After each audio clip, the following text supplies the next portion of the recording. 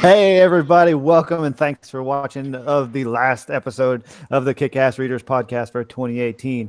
I'm RJ Botla. I'm Tiger Hebert. And I'm Joshua Chad, back from the bush.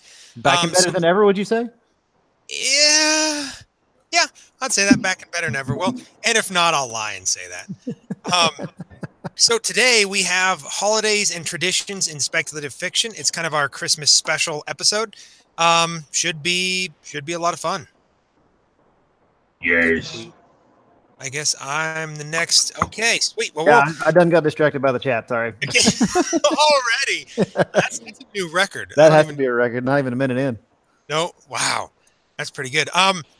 Well, we'll move into fantasy news of the week real quick, and then we'll get on to the main section when we get off on all our fun tangents and stuff. Just a couple things for news of the week this week, because I think we were all kind of exhausted and somewhat lazy. So we picked for you a couple movie trailers. If you didn't know, Avengers Endgame has a new trailer out, and it's coming out in April, right after Captain Marvel, which is going to be, the trailer was awesome. I mean, I don't know how it can't be awesome, so it's going to be awesome. Wow, I didn't know it was coming out in April. That's pretty cool. Yeah. No, because I looked and my brother's like, hey, Avengers Endgame trailer's out. I'm like, oh, he's like, it's coming out in April. I'm like, wait, isn't Captain Marvel coming out in like March? And he's like, yeah. And I'm It's like, awesome. Wow, that's fast. Can't wait. So I guess I can't complain. Yeah. I just got to use like 2 months of movie budgets in 1 month. Well, I guess that'd be 2 months. You have a movie budget? No, I wish. We should, but we don't.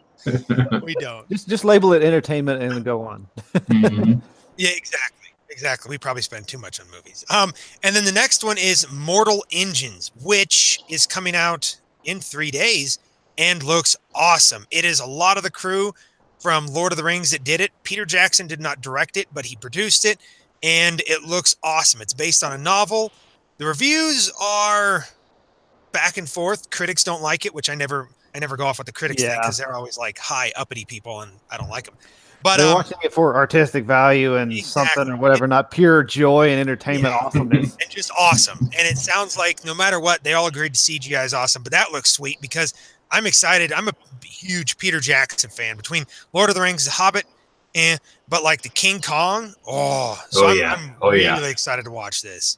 So are the critics complaining that it doesn't line up with the books, or is it other stuff that they're complaining about? So when I looked, it's only got like a 30 or 40, maybe 50% max on Rotten Tomatoes. Ooh. IMDb's only a 6.5. And they're saying the CGI is awesome, but the storyline is kind of flat. It's not super cinematic. It's not really exciting. It's just kind of, and it's unemotional was one of the things it said. So, but, who was it? Not Game Radar, but one of those big, really good gaming sites gave it a 7.5. So I often go off of what they do more than the rest of the places. So either way, I'm excited and I want to watch it. Sweet. Yeah. It does look awesome. Yeah. I don't know if I'll get to it in the theaters, but I'll get to it eventually. Ooh, see, that's what I'm going to have to. If we got to make a special 2-hour trip to Billings, we're going to go see that one. 2-hour trip to watch a movie, dude. Yeah, well, 2-hour trip to get groceries, 2-hour trip to, I mean, it's pretty much a 2-hour trip for anything out here. Yeah, but it is what it is. It was an hour for us back in West Texas, but 2 hours is a whole different. It's because we got our local grocery store and our local movie theater. We could wait and go see it there. Then it's only 20 minutes. Hey, there you go. There you go. Nothing wrong with that. It's a really good idea. Hey, I'm full of good ideas. I'm the idea master. That is true. Just ask anybody; they'll tell you. Oh, well, sweet. If you want to do your weapon of the week, Ryan, since I've been talking since the start now. Okay, so my weapon of the week, I decided since it is Christmas time to do a weapon that was around in the biblical times and even is in the Bible, the sling, which David kills Goliath, which reading up on it, it could be made of any kind of different thing. A lot of times they used hemp or wool, and they used the wool because it felt better on your fingers. And it's basically just a rope with a pouch, and you swing it around your head and fling it. I guarantee you there's more fling a rock. And a lot of the advantages were it was simple, lightweight, easy to carry, easy to learn. People could easy to conceal. Ammunition was readily available as close as a rock. You know, although they did have special weapons made, or not weapons, projectiles made that were more aerodynamic and harder, like made out of metal and stuff. But it was pretty interesting. It just a simple, effective weapon, especially if you have the high ground where you can lob stuff down at people. Just carnage, man. And you could get them through airport security. So I mean, Exactly. Hey, Hey, there you I've go. never thought about that. I hadn't either. It's an everyday carry weapon. Huh. Although I like my Glock 19, but you can't get that through airport security. no, you're going to get tased. I'm gonna get in big trouble there. Wow, weren't they pretty deadly too? Yeah. I mean, obviously you can kill somebody, hit them in the head, but I can't remember where I heard this, but like they were talking. Still today, they use them out in the Middle East. The goat herders and sheep herders will use them, and they said they went out on a trip to, I think it was Israel, and the guys were doing it, and they were embedding them like an inch into a tree. That's like crazy. The stone was embedded into a tree. That's how freaking fast they're being flung. Wow. I mean, it's just got to be insane. Velocity on that's just nuts. Very cool. A friend of mine made some for my kids out of cord, and he wove them through to create the pocket, and then we got like the squishy tennis balls, so they can whip them around and shoot them. It's pretty cool stuff, man. Huh. It's tricky to get the hang of it, though. I imagine to be super accurate. Yeah, it's fun though. That'd be interesting. Wow, something you don't learn every day. They actually were developed around the same time. Bows and arrows were coming about the same time, just different areas depending on what you could do and that kind of stuff. It was just an interesting read, just good old Wikipedia. But Yep, that's right at all my research too. it's so like, and you get the ads on Wikipedia like right now. It's like, you know, if everybody who used it donated $3, they'd be funded. And I'm like, yeah, but I don't want to. That's exactly. I've had to close out of that twice now, and I'm like, man, I probably should. Nah. Anyway, so mine is were you done, Ryan? Yeah, well, it doesn't matter. Squirrel. Hold on. You can go. I'll chat again. Apparently I'm going to be distracted by that constantly. So okay, well, I guess I'll go ahead and start unless you had any. No, I'm good. Okay, sorry. I'll drink the beverage out of the camo cup. So mine is actually on the Mossberg 500, which is a shotgun, and I'll show you guys here in a second after I give you a little brief history. So actually, do you know what? I'm just going to skip the boring stuff. It's made by a guy named Mossberg. Came over here from... Where did he come from? Was it Germany? Sweden. A lot of the gun companies are out of Europe, or originally people were out of Europe. Apparently, America. Yeah. Oh, okay. Design. Well, except for Colt. He was American. And I think Browning. So anyway, he worked for a bunch of companies, and he started his own with his sons, blah, blah, blah, blah, blah, blah, blah, blah, blah. What I did find interesting is the Mossberg 500 is one of the most produced firearms in the world, with over 10 million shotguns sold. Yeah, they originally designed it just for everyday use. They made them use, not youth. That would be bad. Everyday use. So they made them a little bit cheaper. And they just took off far and beyond what they thought. I mean, they're in use. The military uses them, although they use a lot more Benellis now. But it's really cool, and they're mainly used for home defense, which, show and tell, is what I got mine for. Chamber empty, just so everybody can see. Boom. But that's what I got mine for. It's got the short barrel, extended tube. It holds 7 + 1 in the chamber. Collapsible buttstock.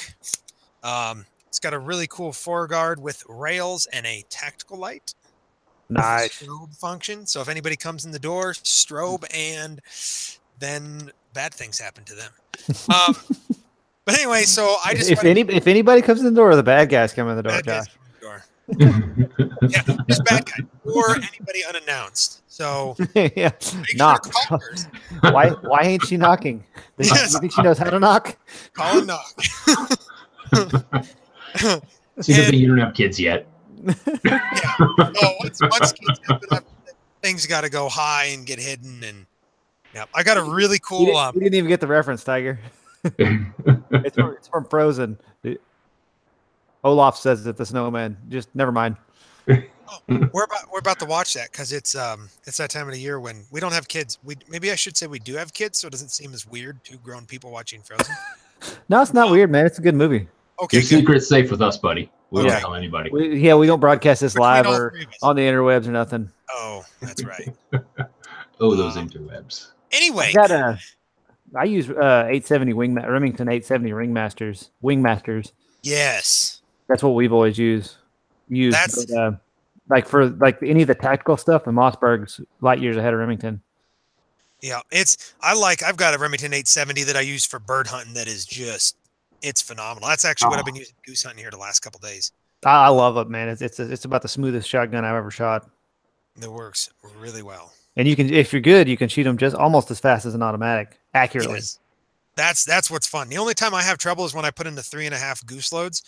Then it's a little hard because that shell is so long. You gotta really rack it, yeah. But usually I'm pretty good, but sometimes not so much. I was jamming it a lot here the last couple times, getting a little frustrated. I was like, I don't do this. But, what's wrong with me? oh man, so sweet. Yep. So that's my gun. Should we move to the main topic? I think so. We're even ahead of schedule, guys. We're way ahead of schedule. That leaves it for a lot of tangents, which I feel like is the best part of the show. We're good at it. Yeah, we're really good. We need to come up with like a tagline, like "We do tangents" or something a lot more clever than that. What else do you need? Should be called Mostly Tangents. There you go. Yeah. No, we should have a new segment where everything is just like a minute long, and then 50 minutes of the episode is all tangents. I guess that's probably what it comes out to about, anyways. No, I think we do a better job than 50. 40, 45. Maybe. Depends on the week too. Stacy Black said, "Is there a main topic?" Debatable. Strictly for title purposes. Exactly. Yeah. We can't call every episode tangent number 2. Although we could. We could just number them and then 2 or 3 idiots talking, maybe. Yeah. For the 13th time this year. It is 13 episodes. Ooh, that's by sheer coincidence, it was 13. But I don't believe in that kind of superstitious. Although, wait, did you hear that? Wasn't Bilbo the 13th party member? I think so. Yeah, and it was supposed to be Lucky in Middle Earth. So maybe we're in Middle Earth, so 13 episodes, we're lucky. We can create our own luck here. Yes. There you go. I like that. Our own little universe. So, main topic: Christmas, holidays, traditions in speculative fiction. I guess I'll. You started it. Don't shut up now. I was gonna say, I'm out of practice. I haven't been doing this in 3 months. I'm just sitting here like. You've just been out there falling around behind the little animals, man. Yeah, we're big animals. Those moose, those are way too big. They are. Okay, let's start off with what are some stories that we can think of that have Christmas that incorporates Christmas in them. Well, when we were going over the outline, the first one that came to mind for me was the Chronicles of Narnia, especially in the Lion, the Witch, and the Wardrobe. I think that's the only one that's in there. He gives Peter, Susan, and Lucy a present, but Edmund didn't get one because he wasn't there. He was with the White Witch at that point. Yeah. But and the cool thing about that, he had been locked out of Narnia for however long the White Witch had been ruling. So I thought that was an interesting take on it. What else? We've got Harry Potter, because they always had their. Didn't they always have like a? Was it? They always, yeah. Almost every episode, every book, they did something at Christmas time. Yep. And then I think he got his firebolt for one Christmas, right? I think so. Yes. Well, yeah, they'd celebrate Christmas because it's all based in a fictional Earth. So Yeah, that just makes sense. Yeah. it's basically like us, except they can do cooler crap. Uh, I would love to have magic. Fly around. Yes. Yes. That'd be now, awesome. who added the one in blue? Because I'd never heard of that. I did. So when I was researching this topic, I had no idea other than the two you guys listed. So I was like, what the hell else is there in sci-fi and fantasy that has like a Christmas type reference? And I came across this oddball one, Krampus the Yule Lord. And it has a really wicked looking cover. It's like this demon. So the Krampus thing, for those who don't know, is like this ancient lore mythology about this demon that instead of giving kids presents on Christmas for being good, he punishes naughty kids, and he's this evil trickster. And so there's this whole like nightmarish Nightmare Before Christmas style book called Krampus the Yule Lord, and it's about him screwing with people at Christmas time. And I thought it was kind of funny. So yeah, no, we watched. I think it was last year. We watched the Krampus movie, which it was okay. It was interesting. It was. I mean, the movie was more comical than anything. Oh, okay. But it was interesting, and then I researched it afterward and saw a lot of it is based in myth. Yeah. So it's yeah. That's pretty crazy. Movie was quite fun. Great Christmas movie, Krampus. Watch it. Just not with little kids. It just sounds like a night after bad Mexican food or something. That's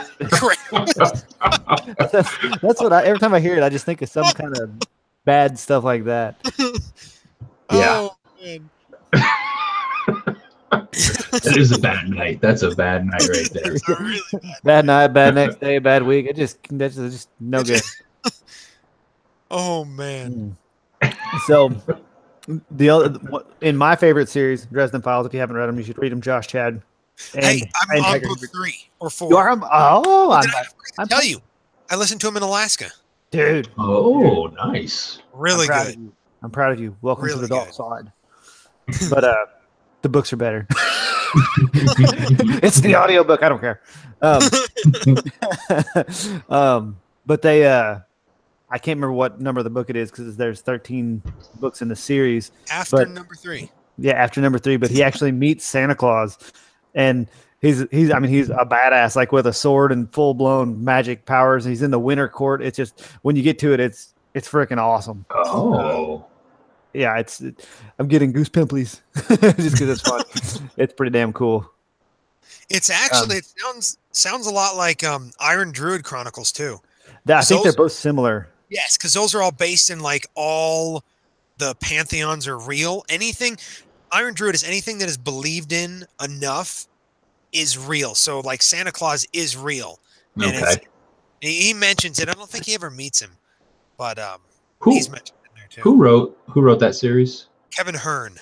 Kevin Hearn. Okay. Really good. It's my brother raves about it, but I hadn't got to it yet.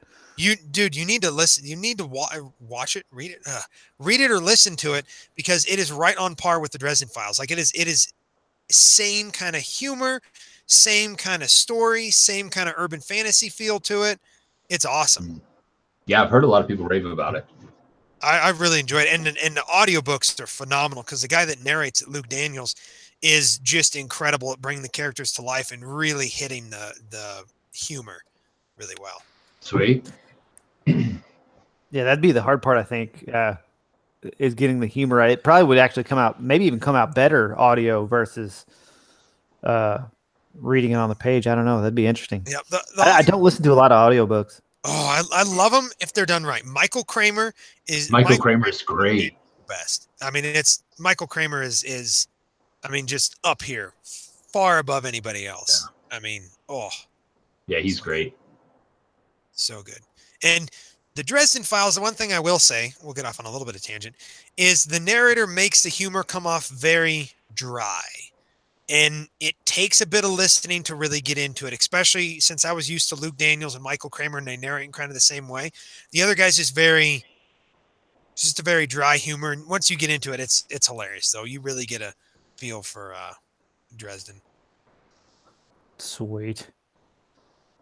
So Adam Collins says there's also Krampus and Operation Tenenbaum by Laura Arendonk, Bo, That's Monsters the and name. Nazis, a real festive Christmas story.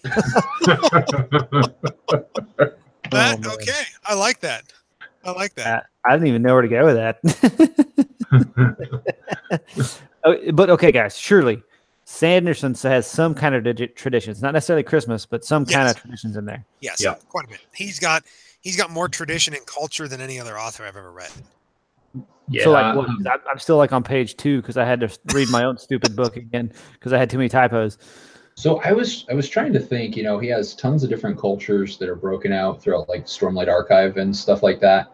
Like the only thing that I can think of that happens like on a regular routine basis is like the weeping, which Yes. is it's not really like a celebratory tradition, but it's an event that happens every year at a certain season, and it's based on weather phenomena. So, but it affects all the culture and society. So there's like they prepare for it like a seasonal festival or something in terms of, you know, preparing to the crops and all that stuff.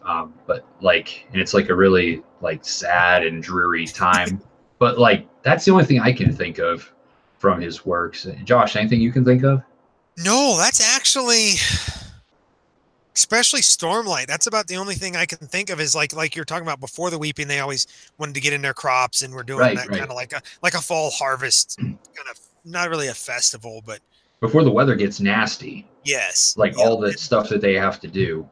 I'm trying to think. In Mistborn, they had something every year when the Lord Ruler was Lord Ruler. Yep. When he was still in power, they had something every year. I just can't remember, and it wasn't so much like a Christmas or something because no, it was bad stuff. He was not a nice guy. Yeah, no, he wasn't.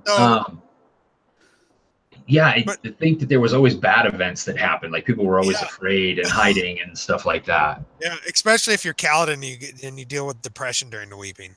Yeah, it was just a really bad time of the year. Yep, pretty much. Oh, I finished that in Alaska too. Finally. Oh, really? Yes. Okay. Yeah, it was good. I'm excited for the third. Okay. Yeah, third. This is 2. Which one did you read? The second one. Words of Radiance? Yes. Yeah. The third one's good, but I just can't find the time to get through it. Like I'm a third of the way through it, and it's fantastic, but it's huge, and there's no time. I lied. I finished Oathbringer. Oh, so you finished Oathbringer, so you're ready for the fourth one. Yeah, yep. Okay. So you're ahead of me. Yes, I finished Oathbringer because that's whenever. Yes. Oh, that's right. The ending. Don't. Okay. All I'm gonna say, it's not gonna ruin nothing story wise, but the way Sanderson does his climax, like it brings so much together, and just it literally brings me to tears every time. Like I'm just sitting there like just in tears. Like this is so awesome. I want to go like. I will say that so first off, like reading through the Mistborn series and stuff, I only read the first trilogy. But like I was constantly trying to figure it out the whole way, and I never figured it out completely. And that was awesome. And then, but I will say, reading Words of Radiance, when I was getting through the climax stage of that book, and I don't want to ruin it, but Kaladin and Zeth, you know, and their interactions and everything, like that's the first time I've read a book that actually gave me goosebumps. Yes. Like I'm like, these are fake characters. Like this is fiction, and I'm like wanting to like jump out of my skin because it was just so cool.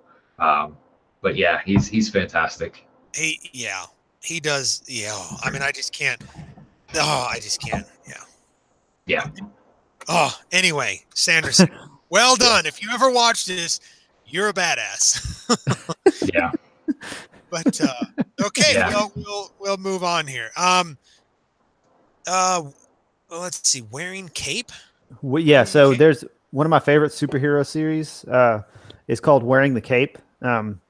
And the main character, Hope, is a Catholic. And so they do all the different holidays, and the holidays happen various throughout the series, and they do different things, both religious and just normal U.S. because it's modern times. So they do Easter, Christmas, the Memorial Day, and they expand that to the superheroes and that kind of stuff. So I thought that was another example in books that I've seen that it was done well and not like stupid, I guess. Yep. Okay, that's cool. Let's get off on a quick tangent. Have you read a lot of superhero books? The only ones I've read are Steelheart by Sanderson, of course. But other than that, I've never read superhero books. I didn't even really know. I mean, of course there are some, but Oh man, sorry, I had to laugh at that. Yeah, I actually have read a decent amount. So I've got that one. I had another one down here for Kid Sensation, which is another good one. I forgot who that one's by, but it's good stuff.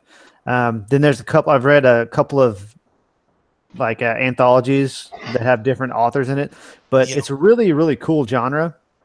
It's kind of, I mean, it's also almost like comic books. It's basically comic book novels is really what it is. It's kind of got a lit RPG / urban fantasy feel to a lot of them because it's in modern times. And they how the superpowers can manifest and what they can and can't do is different.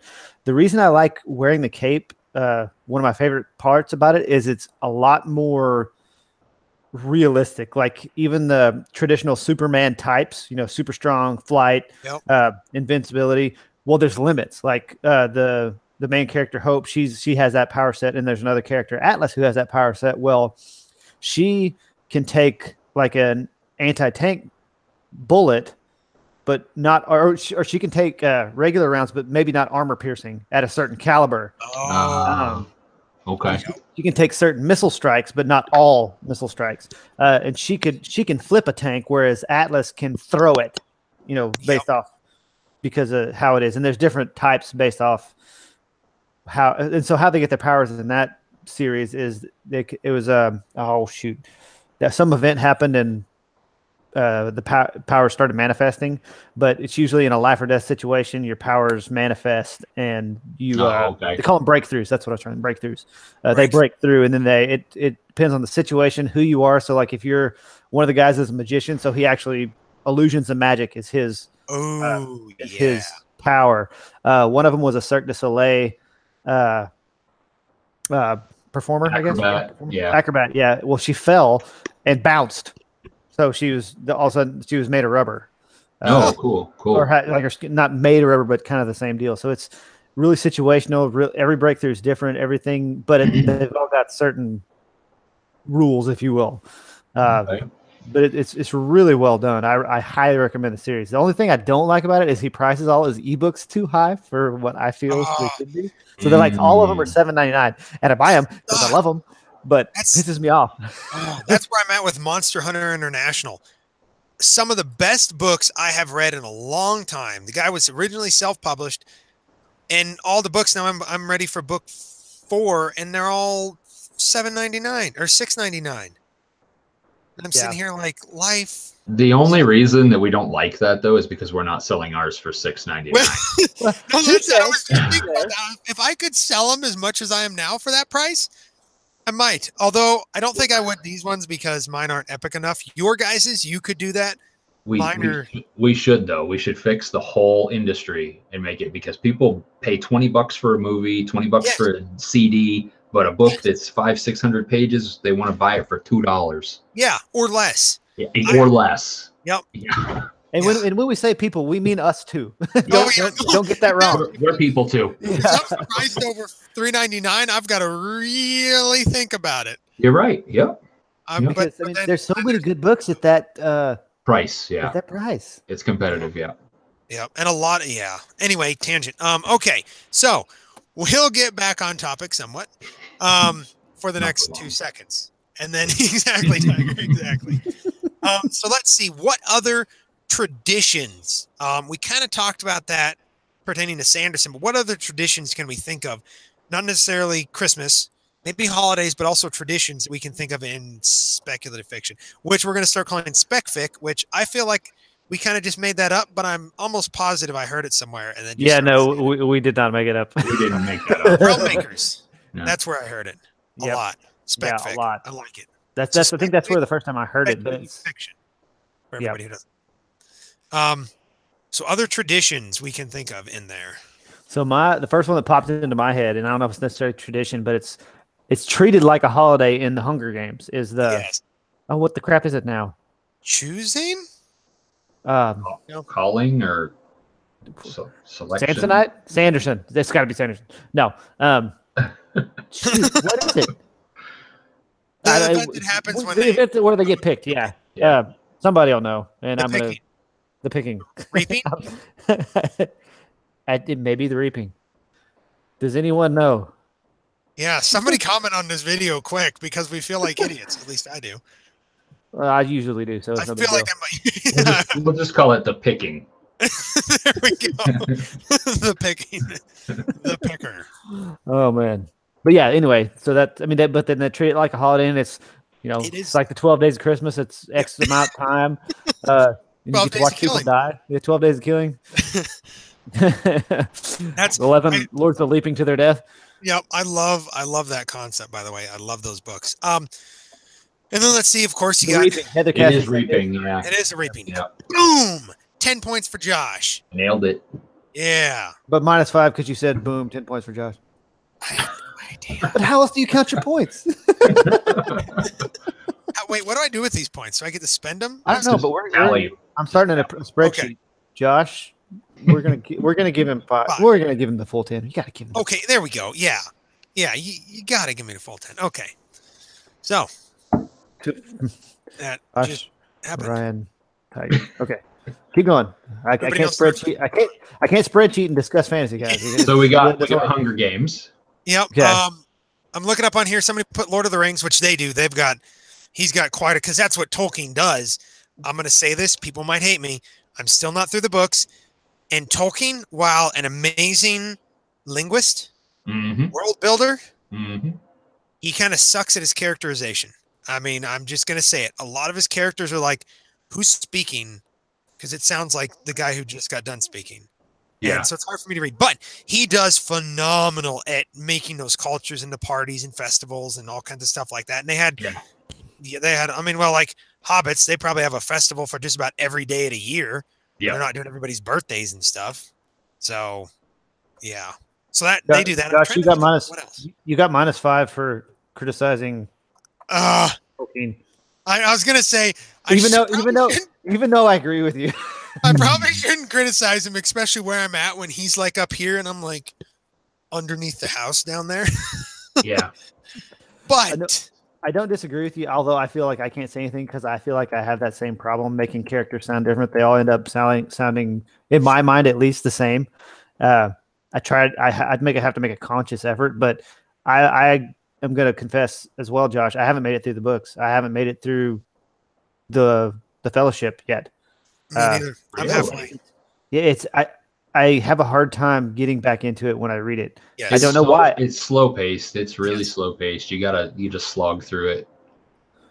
Yeah, and I need to do it here shortly because I know I can pick up thousands of things on things I'm doing wrong or things to do better. But when there's books like Monster Hunter International that the guy's a gun nut too. He's a Christian and he's a gun nut, and his humor is it makes me laugh all the time. I may have to get into those too. Anyway. Oh no, the first one's free. Because I don't have anything else to read. Yep, first book is free. It's my splurge read, if you will. Don't have anything else to read. Yeah. So Tiger got 10 points for actually having read Lord of the Rings. I got 1 point for starting the point sheet. No. Okay. Yeah. We're going to keep track of these. What we're going to do is we'll have to, by the end of next year, see who has the most points and do something. Yeah, this is a fun game we just made up. Okay, sweet. Let's do it. So audience can assign points too. Yeah, yes. Max is 10. I should get some points for this festive hat, so that should count for something. At least a point or two. A point. 2. So. A point or two. Yes. I only had to steal it from my children. 2.5. We're doing half points. Okay, 2.5. Stealing it from children. Does that add points or subtract points? Should add in this. It should add like 5. Yeah. So improvise, adapt, overcome. Yes, that's right. Yes. Oh shoot. Oh man.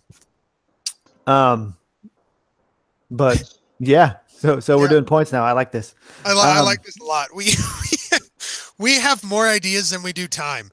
We have more ideas than we do time. This is horrible, but awesome. Although this is one of our ideas that's going to be very minimal work. So which Right. we like. We really like Exactly. that. Because otherwise, it's like, I can get behind. yeah, it's like our news of the week where we're like, hey, let's just pick a couple movies. Oh, we're good there. Yeah. Which, hey, if those people that didn't know about that, you're welcome, because it is pretty cool. Okay, back on topic. Hang on. J.E. Perazzi said you have to consider the context and the time period with Tolkien.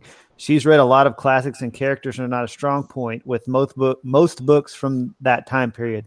Tolkien was reliving PTSD from World War I. Yes, and she's right on. yes. Oh, absolutely. Oh no, let me say he's phenomenal. I mean, he is the forefather. I mean, there's been, but he's the forefather of typical fantasy these days. And I mean, I'm not taking anything away. Movies are phenomenal. I know I'm going to love the books if I can get through them. I've listened to the books on tape, I don't know how many dozens of times growing up, and he's phenomenal. It's just hard to get through. And exactly, back then characterization wasn't a big thing. Like one of my favorites classicals is the Odyssey. And once again, characterization. I mean, you have Odysseus, and otherwise everybody's just kind of there. I mean, he's the main character, and then all the other characters are just, they could be replaced with any of the other characters pretty much. Well, I think if you look at the theory of the writing, and I'm not a lit major by any means, but I think that the focus was really on the epic rather than this fascination we have with character-driven stories nowadays. So the epic was the story and what it did to the character and how the character changed, but it really wasn't about that great diversity in character voice and all that stuff. So, and I think also, oh, my brain just lost that. It was a good point though.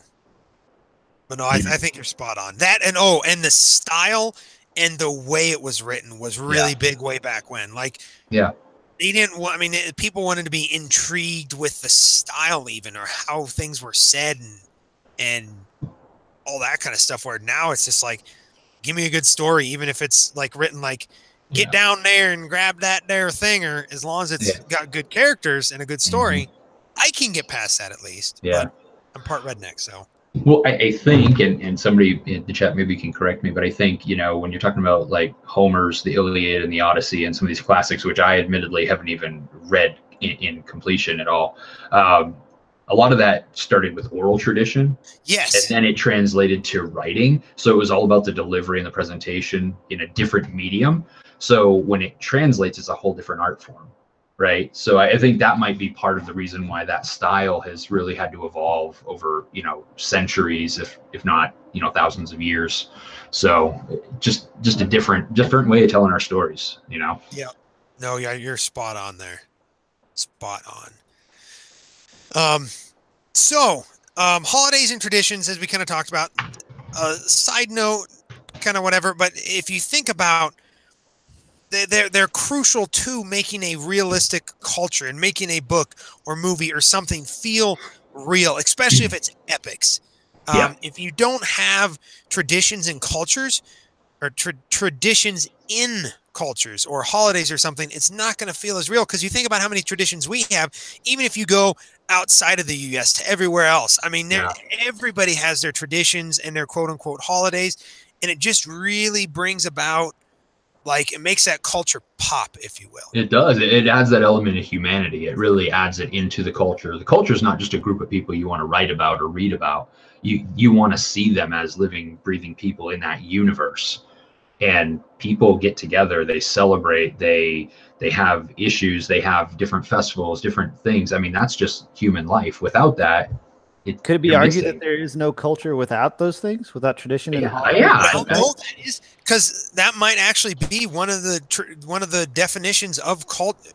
Part of the definition of culture is having traditions, I think, and having, well, traditions. I was wondering what word you're going to come up with to replace that one. Traditions, just leave it there instead of trying to come up with like, I think, some of the notes that we had here in our outline is that a lot of the cultures and traditions, they spring forth from religions and beliefs. And one thing that I was thinking about today is, the most effective traditions, or the most like vibrant, the ones that pop the most, are the ones that are not just something that in a story they celebrate it because, but they're actually participating in the festival, the ritual, whatever it is, because they actually have a real belief anchored in that tradition, that ritual that they're performing, that harvest festival, that rain dance, whatever it is. And I was thinking through some of the books that I've read. So I don't know, have you guys read Malazan, Book of the Fallen yet? Okay, it's Steven Erickson's book. It's, if anything rivals Brandon Sanderson, it's this, but it's really hard to read. Yeah, it's like he takes world building on a scale bigger than what Sanderson's done so far. he covers like millennia, and he covers it from multiple dimensions and different races. And I haven't even finished the series. It's a 10-book series, and then there's like 6 other books that are outside the canon. Wow. It's massive, and the books are each like 1,000 pages a piece too. Oh, that's all. Oh my god. Yeah, so it's huge. But he has one festival. So there's all these different gods. There's like a pantheon of gods, and a lot of them are like mortals who somehow ascended to godhood. And there's one who's Hood, and he's the god of death. And so every year, at a certain time of year, there's the Festival of Flies, where a priest who worships this god of death, covers themselves with blood and walks through the streets with flies all over them. Oh. And it's disgusting, and it's to scare people and to make them fearful of the god of death and let them know he's powerful and whatever. Well, there's one scene in the book where the priest is walking down the street, and all the prisoners and all the people in the city are like, they're fearfully worshiping during this unholy day, and then the flies disappear and there's nobody there. And it's just like this really powerful scene because there's no priest underneath that. And it's like there's just blood and flies, but it looked like a man walking down the street. But and it's like it puts the power of that god on full display, and his priests. So it's like it's not just a ritual that they're doing just because, hey, it's the 25th of December. Like there's power to it, and it just makes you like, oh, holy crap, what did we just read about? So really cool stuff. That's creepy, but awesome. Way awesome. The power of belief. Very creepy. Wow. Have y'all read the Red Rising trilogy or the series? Red Rising. I don't think so. Nah. B.E. Perazzi asks. I'm assuming she says everything in that series is about tradition. Huh. That'd be interesting. Okay, let's do a little bit of shameless plugging. What do we, as 3 authors, I just want to be able to talk about my writing a little bit. When you're in the wilderness with a bunch of older guys that are out there hunting, not a lot of them read zombie books. Although one of my clients has read all of my books before he came up hunting, which was awesome. Anyway, so I've been wanting to talk about books lately. So how have we incorporated holidays and traditions into our books and or future works? Go. So for mine, I wrote on the outline. I haven't done anything in the epic, but I was thinking more holidays, traditions in Fire Eyes Awakened, the actual awakening where everybody gets their powers. That happens twice a year, both sides, north and south on the east side. So that's a tradition, I guess, on how all that works. But in my urban fantasy, my Edgewalker series, I have plans on doing books/stories on a whole lot of the traditions and holidays we do. Not traditions, I guess, but holidays. Like I already have one outlined for a Memorial Day story, one for Christmas, one for Easter. I can't remember what else I've got. There's several that are going to follow some of the holidays in the U.S. at least. Very cool. And incorporating some of those. And I also had a cool idea for what to do with the Christmas one, but I haven't quite got to writing that one yet. Well, that sounds now. So are you going to release those on their prospective holidays or around? That's the plan. There you go. It depends on if I can get them written fast. Well, you can always do it Christmas 2025. That's there right. You go. I believe in you. It'll be more like 2019. Yeah. That was originally the plan, but I don't know if I may alter it or do multiples of it. That because I think that's cool. And as an author, and when you're trying to promote stuff, especially around these holidays, obviously you got to have a Halloween one. That's the holiday I was trying to think of. Especially fantasy. Halloween, Christmas, especially those two. If you have a story that goes along with those two, there's a lot of different promotions you can get into. Yeah.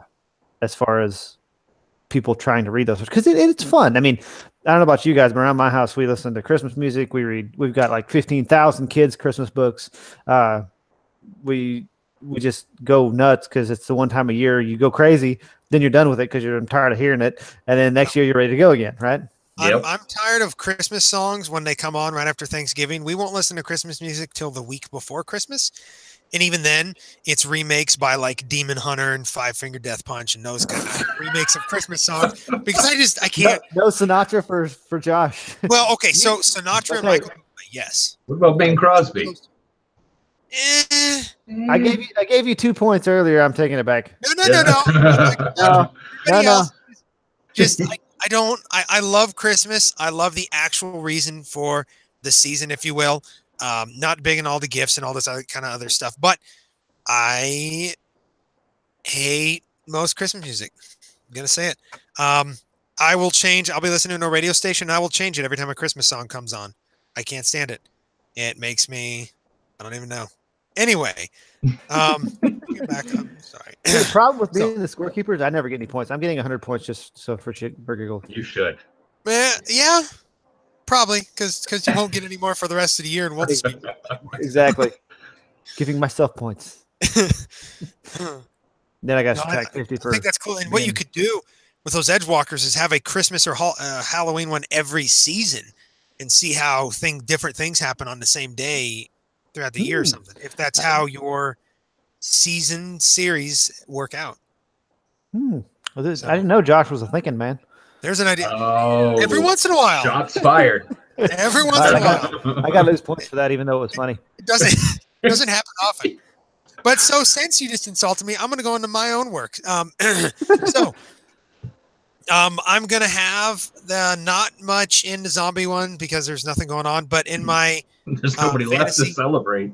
Yeah, no, that's exactly it. By the end of book 5, everybody's going to be dead. Oh, spoiler. Crap. Rewind that and just delete it. Anyway, so yes, I did. We can rewind the live video. This is not the NFL where we got replays and a 10-second delay. Oh, come on! I want to throw a flag on that. Hey, okay. Verbal, we can do. Any wardrobe malfunctions? No, just don't malfunction the wardrobe. Leave your nipples alone. That's just a good. Tiger gets 10 points for the actual good use of the word nipple. Oh, we are falling down a deep, dark hole. Anyway, 5-yard penalty. And we wouldn't want to be anywhere else, though. That's the thing. Oh, man. It's very true. Gotta love these. Talk about your books, homeboy. The things you write, that they got pages, yes. Those. So fantasy. Oh, that's what a book is? Oh, you mean these. Okay.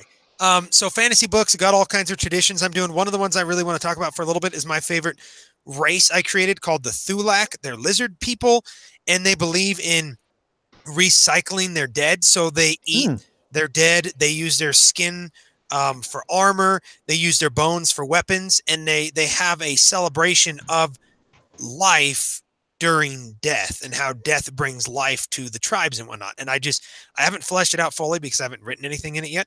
But I'm really excited about that. And I also did a short story for an anthology called like Christmas 2059 or something like that. And it's post-apocalyptic.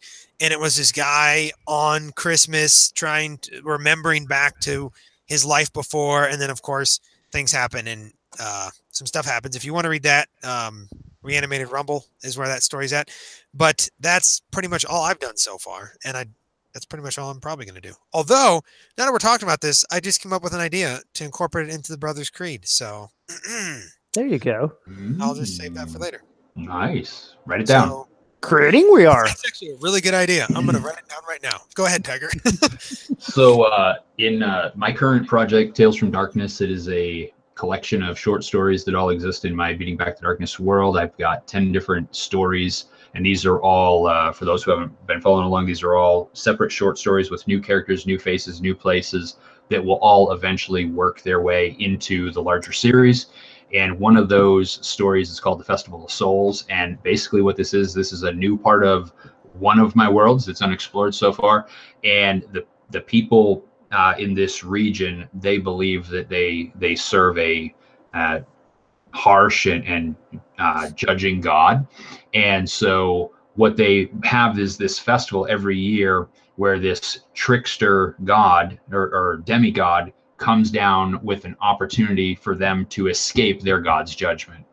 And so what happens is there's this demigod who comes down to try to free the people, and then there's the demigod who serves the god who is opposing him. So they literally battle over the souls of the living in the city. And there's some twists, so I won't spoil it, but basically you literally have two demigods who are battling it out in the streets of this city for these souls of these humans. And so the people are all celebrating, wearing masks and all that until it starts to get real. And, so I like that. But yeah, it's pretty cool. That's pretty sweet. When is that coming out? So I'm sending out the first half of the stories to beta readers tomorrow, and then hopefully the other 5 will be out in the next week or 2. And hopefully I won't have it done before the end of this year, but I mean January some point we should definitely have it done. Sweet. So, yeah, So looking forward to it. I'm excited. I'm going to get an early peek at that. Yes. Oh, for sure. So I got an interesting take from J.E. Perazzi. She has holidays in her horror, Thanksgiving, Halloween, Christmas, but completely ignores it in her sci-fi because it doesn't fit. Which for Earth-based holidays, I can totally see that. Yeah. In sci-fi, having it changed. Yeah. Interesting. Cool. Hey guys, can you believe it? I thought we were gonna. I thought we were gonna go short. I was like, holy crap! And then lo and behold, it's 7:52. Yeah. We're not over yet. Okay. Not over yet, but we will be. Well, are there any last questions or really cool comments that need to be shouted out there? Oh, the cool one. Heather Cassidy just said, I have yet to figure out how to have this kind of stuff worked in because my current whip is going to be short. You guys gave me some stuff to think about. Okay, Angel Ramona asks, how many books are coming out for the new year from all of you, considering that this will be the last episode of the year? Okay, so that's a great question. For the new year? No, I'm assuming next year. Next year. Oh, that is a good question. Yeah. What we plan on releasing next year. Good. Angel gets 500 points. That's well done, Angel. Fantastic question. Yeah, we need. Okay, so this score sheet is going to pertain to all CARG members. And we may even. I don't know. Okay, well, if it's going to pertain to all, I was just making a joke. He gets at least 10. Oh, okay. Well, he got to get the max. So maybe we should. Maybe we shouldn't do that. Now we're getting complicated with the simple idea, but he should still get points. Yeah. Maybe just you're a real MVP, Angel. Maybe just audience in general. How about audience? Because we'll have to do that next time. But there's been several great comments. Yep. Maybe audience. And then we could put it in the CARG as a document that everybody can edit, and they can give other people points, but not themselves. Oh, boom. Man. Done. Okay, we'll figure this out after the episode. That's 2 ideas in one episode. Josh, just go home, man. You're doing great. Boom! That went down too. I think. Well, I did just finish 2,500 words, writing 2,500 words in Last Hope before the episode. So maybe my brain's actually working. Good job. So I'm finally making progress. I haven't been able to touch it in 3 months. So, anyway, quickly roll into any last questions there. We didn't answer his question. You didn't even answer the question. We gave him all those points and we just totally ignored him. I'll jump in real quick. I plan on releasing Last Hope. I've got a short story, Brothers Creed short story coming out. There's another anthology that I'm in that's coming out. And I don't know about anything else because I'm thinking I'm going to write my entire fantasy series to completion before I start releasing it. So for sure, you're going to get a couple Brothers Creed and anthologies from me. Go ahead, Ryan. So I've got Death Cloud coming out in it's on December 28th, whatever the math is on that. So I don't know if that counts as this year, but next year I plan on doing at least 4 Edgewalkers. I'm going to try to get 2 in the Origin series, and then I'm going to try to do probably release it about the same time again, the 3rd book in the Centurions. What did we call it, Josh? What's a 4-book series? Quadrilogy. Quadrilogy. I don't know if that's a technical term, but I'm giving Josh points for it. Go with it. Yeah. I think it's a quadrilogy.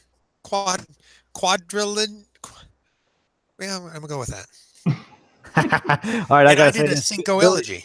Billy Holcomb just said Tiger and Josh better step up their game if they want to contend with Death Cloud. Except he said Seat Cloud. The first time typo. Typo. I was trying to Probably figure out what seat cloud is. But, Seat cloud. Hey, that sounds like a really good invention waiting to happen. It does. It does. A cushion for your chair that makes it like you're sitting on a cloud. Let's design it, boys. There you go. Tagline could be "Hemorrhoids be gone." Better bet. You better like it. hemorrhoids be damned because it doesn't matter if they're there or not. Oh, I get points for that. I got to minus my 50 to give me back even, and I'm getting 5 for that. Okay, Tiger, what do you got coming out? Sorry. So basically, I'm kind of at a fork in the road once I finish Tales from Darkness. I have kind of 2 different paths I can go. So it'll be either 2 books or maybe even 4 books, depending on which path I take going forward. So at least 2. So yeah, lots of stuff undercover. So sweet. Ooh, Ooh. Okay. So J.E. Perazzi said, "Are we going to see an anthology or collab from you 3 anytime soon?" wouldn't you like to know? Actually, Oh, we are all 3 in an anthology that's out now. Tiger gets points for the negative points for the sass. Yeah, Negative points. I think I Also get negative points for using the word sass. No, okay. Real quick, somebody type. Hey Ryan, while you're at it, type in, or we'll drop a link at the end of this video for an anthology that all 3 of us are actually in. That we have stories in that just came out a couple weeks ago. Yeah. End of November. Yeah, end of November. It's a couple weeks, and there may be more anthologies in the future with all 3 of us. Actually, that we 3 would head up. There are plans in process. In motion? Yes, I wouldn't say in motion yet. There's plans in the planning stage to be planned, and then maybe motion. So we're in the early stages. There we go. Okay, what we're listening and reading to. Hold on. Angel says should be a fun year, and his dream is to collab with Josh Winky Face. Hey, we can do that. Oh man, probably can't see because my video's freezing, but I'm winking at you. Oh man, yeah, we're twitching. We're gonna go over because there's too many good comments. That could have been. That probably looked like a twitch. It probably froze right as my face is like all really nice and yeah. Anyway, I am reading. We'll kind of keep on with the tangents and questions as we go through the next segment. I am arc reading Death Cloud. It's freaking awesome. I got the beta read it early on, and this version is so much better. It flows. It's awesome. I'm enjoying it. I'm just about to start Monster Hunter Legion, which is the 4th book in the Monster Hunter International series by Larry Correa. I'm also reading. What? No, I'm not laughing at that. Billy Holcomb just said, "How about a GoFundMe for Josh to get some better internet?" Yes. Okay. I agree. Or a GoFundMe for me and my wife to find a house that's not here that we're trying to do anyway that has better internet. So I might start a GoFundMe. Buy Josh and Sarah a house. Got it. I like that. Ambitious. Also reading Dark Lament by Daniel Coonley, which is a guy we met at Realm Makers, really cool guy. And listening to From Now On by Zach Brown Band, which is their remake from Greatest Showman, which is an awesome movie, awesome soundtrack. Ooh. That's what I'm reading, listening to. It really is. Yeah. Fantastic movie. Sweet. Not very accurate though, sadly, but accurate for. Was it a book? I mean, his life story. But anyways. Oh, I didn't know it was based on a true story. Based off the guy who started the circus. Yep. Yeah. Oh, that's right. A lot of creative liberties were taken, but it was a fun movie. I can imagine. Okay, Tiger, you can go ahead. So I'm not really doing a whole lot of reading because I just don't make the time, but I'm still kind of picking away at Child of the Day Store by Bryce O'Connor. It's really good. It's not for lack of awesomeness. It's just lack of time. And also still picking away at Oathbringer by Brandon Sanderson. 2 great books. Just need to find the time to get through them. I've been working on those for like 5 years. And I got a couple of podcasts that I've just started listening to. Dr. Carolyn Leaf, she's a neuroscientist. And a lot of study of like neuroplasticity and rewiring your brain. Really fascinating stuff. She has several books out. One of them I can't find, but she has some great podcasts. And then Dean Grazioso, I don't know if you guys know him. He's written a bunch of real estate books. It's like a multi-bazillionaire, and he has a really fantastic story about how he grew up in a broken home and really messed up family. He failed out of high school, but how he's overcome all those things. And it's a lot about building good habits and thought life and stuff like that. So he has a bunch of videos. You can get interviews and stuff of him all over Facebook, and he has books and stuff like that. So I've been starting to listen to a lot of their stuff, and really, really interesting, transformative type of thoughts and thought processes. So that's kind of been what I've been focusing on. Sweet. Sounds awesome. So I too have been reading Death Cloud, my own book. Yes, I know, but really? Yeah. I actually read my own work. Finding the typos. Good Lord. I swear I've never seen so many little bitty shenanigan typos that just, pisses me off. But, now you dictated most of this, didn't you? I did dictate most of this book. Yeah. I felt like that's what a lot of those were coming from, because it's words. It sounded because I'm reading them like, what is this word doing here? I'm like, wait, it sounds very similar. Yeah. So for those of you who don't know, Josh and Tiger are both beta readers, but Josh is also an ARC reader. Tiger is too, but he's working on his own stuff right now. And so he'll send me pictures, screenshots with the highlighted word that is stupid. Not, you did not mean this. Try again. And I greatly appreciate it. They're just like, it's just good to know that I'm not the only one who does it, and I don't even use dictation. So it's just failure. No, exactly. Just a little bit of failure.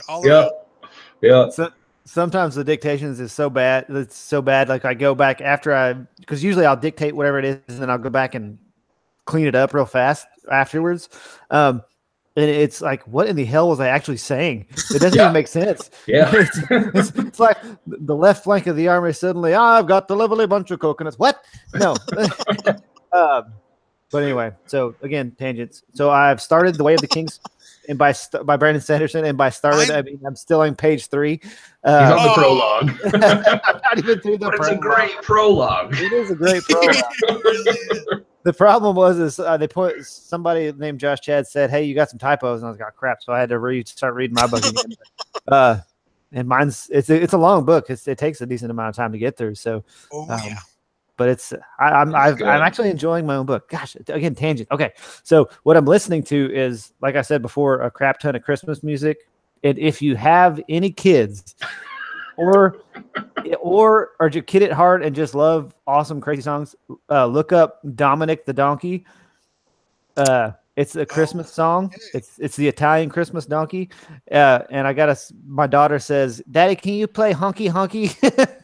Is this the equivalent of Baby Shark for Christmas or something stupid like that? No, it's actually an old song, but okay. Baby Shark's awesome, by the way, also. I have no idea what you guys are talking about. So I'm just going to smile and wait. You will someday, buddy. Yeah, you will. It may not be Baby Shark, but it'll be the equivalent of that time. Yeah. But yeah. But the kids go nuts for both those songs. Just like it's crazy. But anyway, lots of Christmas music. I like the old stuff, new stuff. I like It's Not Christmas without some George Strait playing. I Am from Texas. So you got to do some country Christmas. He does some good versions of a lot of the old carols and a lot of the boring traditional stuff. songs. Josh, no negative points. I'll take negative points for that gladly.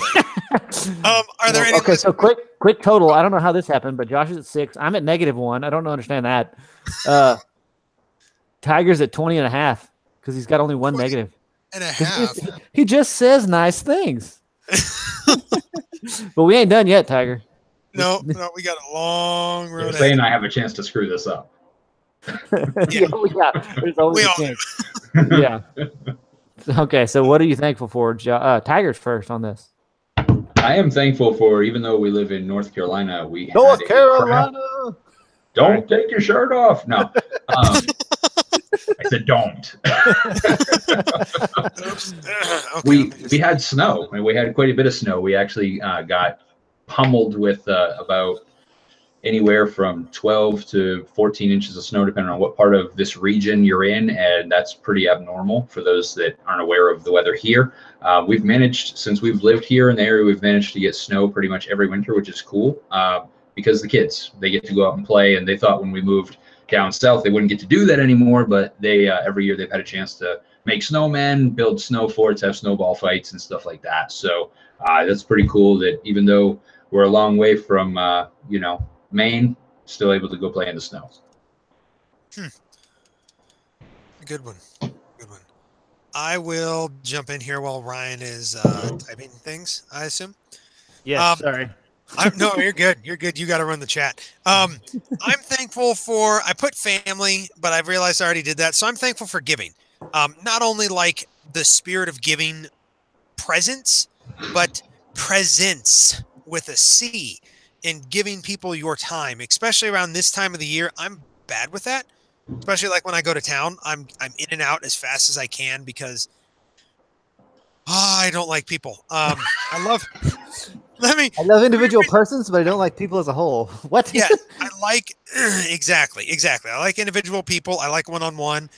I like what I do. I'm around few people a lot of time, but just a gift of time and presence that you can give people just by listening to them or being with them like that. I'm just really thankful that that's a thing, and that you giving time makes you feel good too.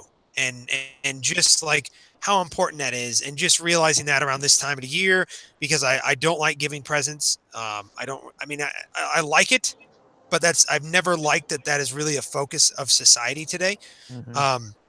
So I always try and use this as a perspective shift to give presents to those I'm around, and just really be intentional about being selfless, I guess, if you will. So I'm thankful for just giving family, people, time, presents, blah, blah, blah. That's what I'm thankful for. Very cool. That's good. And there's that old saying, how do you spell love? Time, right? Yeah. Yes. Yeah, that's good. Yes. Yeah. Sweet. Good one, Josh. So I'm thankful for just the holiday season. No. There's your old music there. No. Okay. Just how people come together. I mean, not just it at this time of year, it really seems like no matter who you are, your background, where you're from, what religion you are, what you celebrate, what you don't celebrate, even if you hate Christmas music, you just like you just said, Josh, you're being more self-aware. You're trying to be in the moment, being present, being there for the people you're there, because you don't know how long you're going to be able to be with anybody, to be honest with you. It could be 10 minutes, could be 10 more years. You never know. But just be there. When you're there, be there. And that is this time of year, I think it's amazing the effort that people make to be there. Sometimes people go nuts with it. You got to be at 15 Christmas and do back at it. But no, you don't got to do all that. But be realistic. But I mean, I appreciate the effort and the people coming together. I'm thankful for that. That's a good one. Very cool. Sweet. All good ones. Awesome. So, unless we have any other pressing matters, we will. We do. We have a very pressing matter. So, I had given myself 2 points, so I was not negative. I ended up with 1 point in third place. Josh ended up with 6 points in second place. Tiger is the first champion of the card games at 20.5 points for the inaugural games. All hail the Tiger Man. And y'all are gonna have to get better at giving points, because next time I'm just giving myself points. I'll remember that. We need to make sure that the listeners are giving out the points. That way we're unbiased. Yep. Oh no, I'm gonna give points. Then we're not taking all the power away. Still gotta have that power. But it will be the card members giving most of the points. How about that?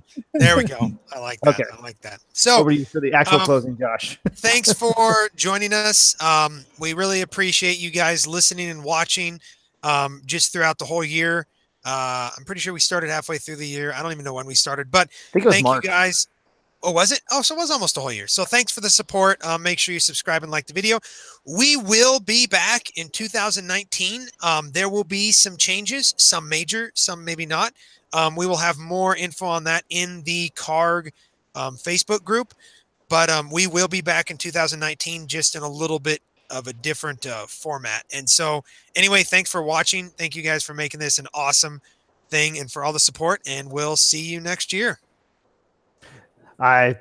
Josh said it great. I echo everything he just said. Thank you for everybody who's been on here, both guests, CARG members in the chat box. This is an awesome thing that I don't think a lot of podcasts do. It's the interaction I really have enjoyed. Thanks for coming. Merry Christmas to you too, Billy and Angel, or specifically because I said something. If you're listening on a podcast app, subscribe, leave a rating, and share with all your friends. Again, as always, word of mouth is how we keep this thing going. And Adam, you have a nice Christmas too. RJ out for 2018, baby. Feliz Navidad. You don't speak Spanish. Tango, el gato, and los pantalones. Quesadilla, taco. Oh my gosh. I can't believe that's how we're going to end it, but we're going to end it that way. Y'all have a Merry Christmas. Happy New Year. Burrito.